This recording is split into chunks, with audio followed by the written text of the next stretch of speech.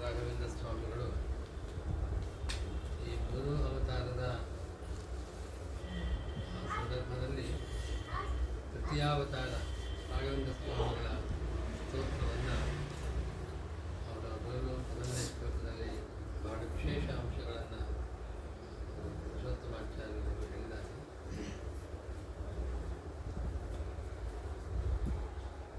ಅವರ ಪ್ರಥಮಾವತಾರ ಮೊದಲನೇ ಒಂದು ಅವತಾರ ವಿಹಾದ ಅವತಾರ ಮಾಡಿದಾಗ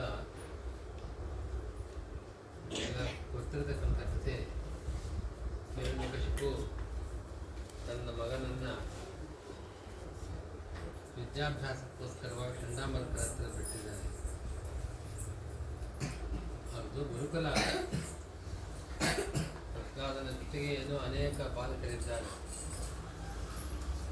ಆ ಬಾಲಕರಿಗೆ ಪ್ರಹ್ಲಾದ ಮಾಡಿದ ಉಪದೇಶ ಒಂದು ಶ್ಲೋಕವನ್ನು ಭಾಗವತ ಶ್ಲೋಕ ವ್ಯಾಸರಾಯರ ಮೂರು ರೂಪದಲ್ಲಿ ಅವರು ಉಪದೇಶ ಮಾಡಿದರು.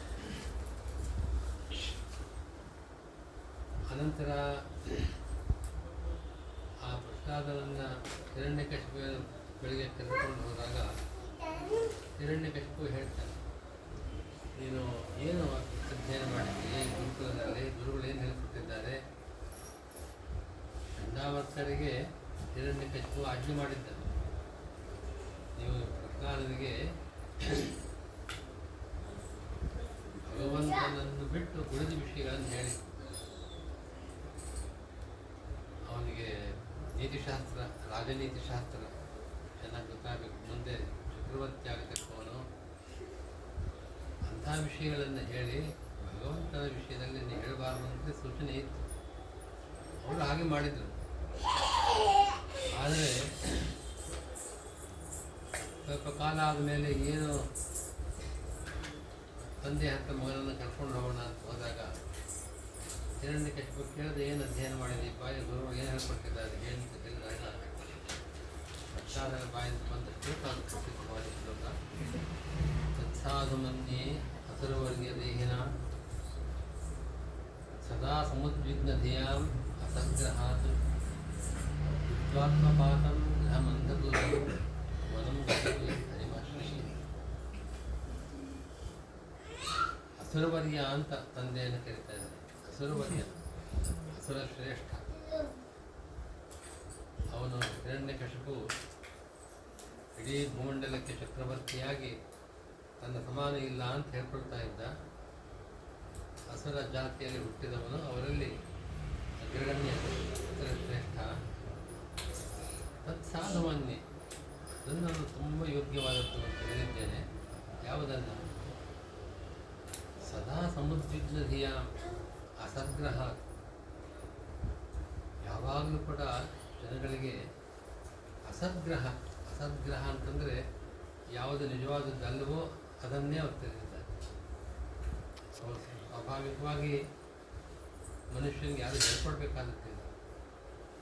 ತನ್ನವರು ಅಂತ ಅಭಿಮಾನ, ಸಂಪತ್ತಿನ ಮೇಲೆ ಅಭಿಮಾನ, ಬಂಧುಗಳಲ್ಲಿ ಅಭಿಮಾನ, ಈ ರೀತಿಯಾಗಿ ಅವರ ಮೇಲಿನ ದುರಭಿಮಾನದಿಂದ, ದುರಭಿಮಾನವೇ ಅಸದ್ಗ್ರಹ. ಅದರಿಂದಾಗಿ ಸದಾ ಸಮುದ್ವಿಗ್ನದಿಯ, ಯಾವಾಗಲೂ ಕೂಡ ತುಂಬ ಉದ್ವೇಗ, ಮನಸ್ಸಿನಲ್ಲಿ ಶಾಂತಿ ಇಲ್ಲ, ಟೆನ್ಷನ್. ಸದಾ ಸಮುದ್ವಿಗ್ನದಿಯ, ಸಂಪತ್ತನ್ನು ಗಳಿಸೋ ಚಿಂತೆ, ಗಳಿಸಿದ್ದನ್ನು ಬಳಸ್ಕೊಳ್ಳೋ ಚಿಂತೆ, ಅದರಂತೆ ತನ್ನ ಹೆಂಡತಿ ಮಕ್ಕಳನ್ನು ಬೆಳೆಸುವ ಚಿಂತೆ, ಹೀಗೆ ನಾನಾ ರೀತಿಯಾದ ಚಿಂತೆ. ಹೀಗೆ ಯಾವಾಗಲೂ ಉದ್ವಿಗ್ನತೆಯನ್ನು ಹೊಂದಿರತಕ್ಕಂಥ ಅವರು ಏನು ಮಾಡಬೇಕು ಅಂತಂದರೆ, ವಿದ್ವಾ ಆತ್ಮಪಾತಂ ಗೃಹಂ ಅಂಧಕೂಪಂ. ಈ ಮನೆ ಅಂತರೋದು ಬಾವಿ, ಆಳು ಬಾವಿ, ಅಂಧಕೂಪ, ಕತ್ತಲು ತುಂಬಿದೆ. ಇದನ್ನು ಬಿಟ್ಟು ಗೃಹವನ್ನು ಬಿಡಬೇಕು ಅಂತ ಹೇಳ್ತಿದ್ದಾರೆ. ಅದು ಆತ್ಮಪಾತ, ಆತ್ಮ ವಿನಾಶಕ್ಕೆ ಕಾರಣ ಇದೆ, ಅಲ್ಲೇನು ಉದ್ಧಾರ ಆಗೋದಿಲ್ಲ. ಅದನ್ನು ಬಿಟ್ಟು ವನಂ ಗತಃ ಭೀಮಾಶ, ವನಕ್ಕೆ ಹೋಗಬೇಕು, ಅಲ್ಲಿ ಭಗವಂತನನ್ನು ಸೇವೆ ಮಾಡಬೇಕು. ಆದರೆ ಒಂದು ಪ್ರಶ್ನೆ, ಈ ಪ್ರಹ್ಲಾದನ ಮಾತನ್ನು ನಂಬಿ ಎಲ್ಲರೂ ಕೊಂಡು ಮನೆ ಬಿಟ್ಟು ಹೊರಟೋದ್ರೆ ಜಗತ್ತು ನಡೆಯೋದೇ. ಪ್ರಹ್ಲಾದರಾಜನ ಉಪದೇಶದ ಸಾರ ಏನು? ಹಾಗೆ ಗೃಹಸ್ಥಾಶ್ರಮ ಧನ್ಯೋ ಗೃಹಸ್ಥಾಶ್ರಮ ಅಂತ ಹೇಳ್ತಾರೆ. ಗೃಹಸ್ಥಾಶ್ರಮವಾದವನು ಮಾಡಬಹುದಾದ ಧರ್ಮಗಳನ್ನು ಬೇರೆಯವರು ಮಾಡೋಕ್ಕೆ ಸಾಧ್ಯ ಇಲ್ಲ.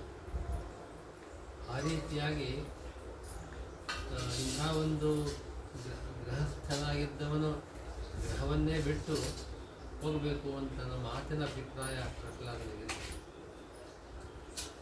ಹೇಳ್ತಾ ಇರೋದು ಅಂಧಕೂಪ ಅಂತ ಒಂದು ಮಾತಾಡ್ತಾ ಇದ್ದಾರೆ.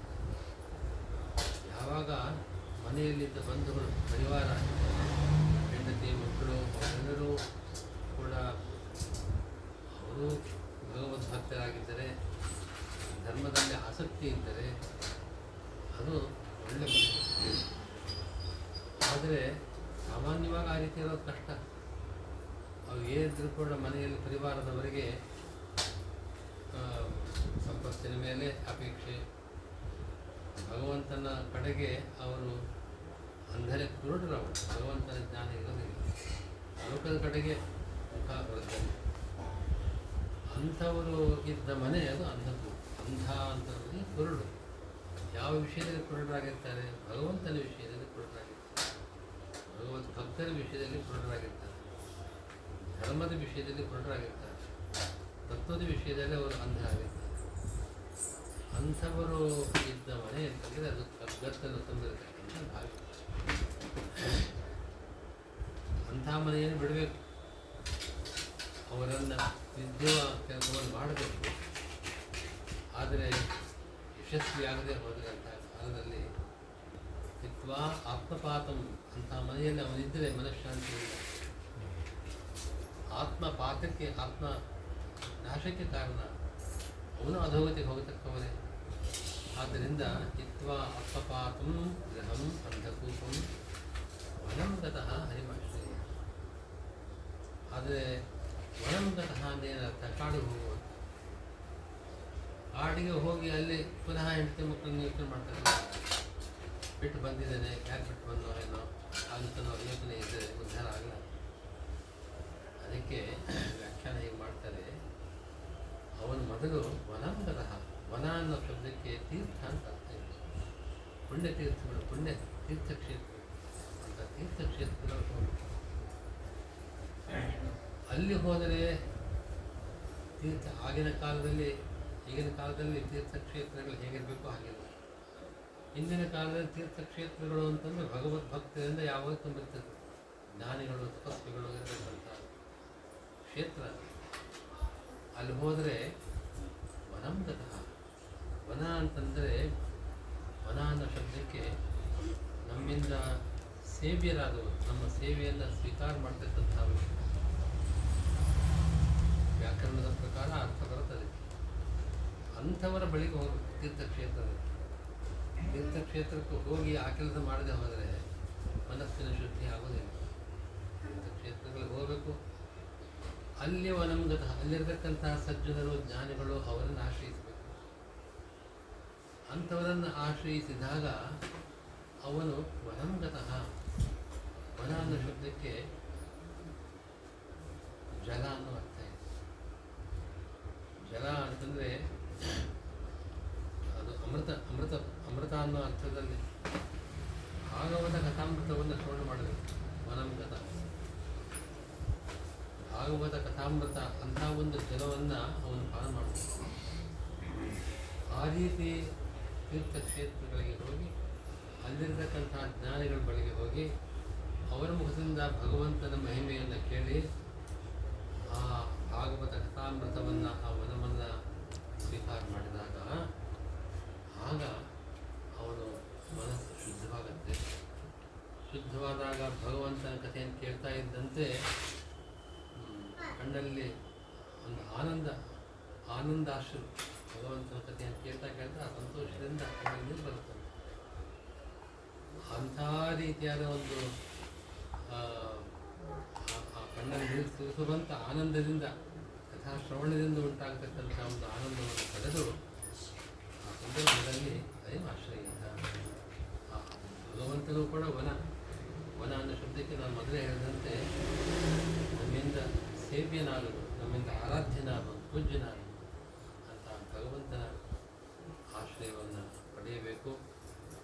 ಅದನ್ನು ಪಡೆಯದೆ ಹೋದ ಪಕ್ಷ ಆ ರೀತಿ ಜೀವನವನ್ನು ಸಾರ್ಥಕಗೊಳಿಸದೆ ಇದ್ದ ಪಕ್ಷದಲ್ಲಿ ಕೇವಲ ಅಂಧ ಅಂದರೆ ಒಂದು ಮೋಹದಿಂದ ಮನೆಯಲ್ಲೇ ಇದ್ದವರು ಅವರು ಆತ್ಮಪಾತಂ ತನ್ನ ವಿನಾಶವನ್ನೇ ಹೊಂದತಕ್ಕವನು ಅಂತ. ಹಾಗೆ ಪ್ರಹ್ಲಾದರಾಜ ತನ್ನ ತಂದೆಯ ಬಳಿಗೆ ಹೇಳಿದ ಮೊದಲನೇ ಮಾತು ಗುರುಕುಲವಾಸ ಮಾಡಿ ತಾನು ಅಧ್ಯಯನ ಮಾಡಿದ್ದೇನು ಅಂತಂದರೆ ಅವನು ಗುರುಗಳು ಹೇಳ್ಕೊಟ್ಟಿದ್ದೇನೋ, ಆದರೆ ಅವನ ಸ್ವರೂಪದಲ್ಲೇ ಇದ್ದ ಜ್ಞಾನ ಅದನ್ನು ಆ ರೀತಿಯಾಗಿ ಅಭಿವ್ಯಕ್ತಗೊಳಿಸಿದ್ದಾನೆ. ಮುಂದಿನ ಕಥೆ ನಿಮಗೆ ಗೊತ್ತಿದೆ.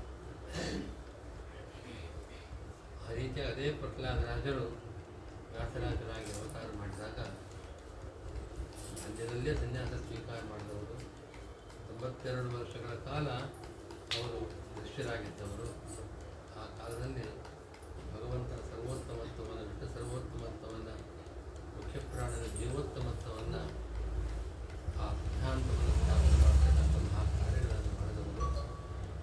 ಅವರೇ ರಾಘವೇಂದ್ರ ಸ್ವಾಮಿಗಳಾಗಿ ಅವತಾರ ಮಾಡಿ ತಾವು ಪೂರ್ವ ಅವತಾರಗಳಲ್ಲಿ ಯಾವುದನ್ನು ಹೇಳಿದ್ದಾರೆ ಅದನ್ನು ಪುನಃ ವಿಸ್ತಾರವಾಗಿ ಸುಮಾರು 40ಕ್ಕೂ ಹೆಚ್ಚಿನ ಗ್ರಂಥಗಳನ್ನು ಬರೆದವರು. ಪೂಜ್ಯಾಯ ರಾಘವೇಂದ್ರ ಸತ್ಯಧರ್ಮ ರಥಾಯಿತ ಅಂತ. ಸತ್ಯಧರ್ಮ ಅಂತಂದರೆ ನಿಜ ಹೇಳ್ತಾ ಇದ್ದು, ಯಾವಾಗ ಧರ್ಮ ಕೆಲಸ ಮಾಡ್ತಾ ಇದ್ರು ಅಂತ ಸರಿಗೆ. ಆದರೆ ಸತ್ಯ ಅಂತಂದರೆ ಆಚಾರ್ಯರು ಉಪನಿಷತ್ ಭಾಷ್ಯದಲ್ಲಿ ಸತ್ಯಂ ಅಂದರೆ ಬ್ರಹ್ಮಮೀಮಾಂಸಾ ಶಾಸ್ತ್ರ ವ್ಯಾಖ್ಯಾನ ಮಾಡ್ತಾರೆ. ಹಾಗೆ ಬ್ರಹ್ಮಮೀಮ ಪರಮಾತ್ಮನ ವಿಚಾರವನ್ನು ಮಾಡ್ತಕ್ಕಂಥ ಶಾಸ್ತ್ರಕ್ಕೆ ಸತ್ಯ. ಹಾಗೆ ಧರ್ಮ ಅಂತಂದರೆ ಧಾರಕತ್ವ, ಧರ್ಮವು ಭಗವಾನ್. ನಮ್ಮನ್ನು ಧಾರಣೆ ಮಾಡ್ತಕ್ಕಂಥವನು ಯಾರು? ಭಗವಂತನ. ಅವನ ರಕ್ಷಣೆಯಲ್ಲಿ ನಾವಿದ್ದೇವೆ. ಹಾಗಾಗಿ ಇಂಥ ಒಂದು ಶಾಸ್ತ್ರ ಆಚಾರ್ಯರ ಶಾಸ್ತ್ರ ಸೇವೆಯನ್ನು ಅತ್ಯದ್ಭುತ ರೀತಿಯಲ್ಲಿ ಮಾಡಿದವರು, ಸದಾ ಭಗವತ್ ಚಿಂತನದಲ್ಲಿ ಹೆಸರಾದವರು, ನಮ್ಮ ಕರುಣಾಳು ರಾಯರಂತಹ ದಯಾಶೀಲರು ಮತ್ತೊಬ್ಬರಿಗೂ ಅವರನ್ನು ಸೇವೆ ಮಾಡೋದಕ್ಕೆ ಎಲ್ಲ ರೀತಿಯಾದ ಶ್ರಮವನ್ನು ಮಾಡಬೇಕು ಅಂತ ಅವರ ಈ ಅವತಾರ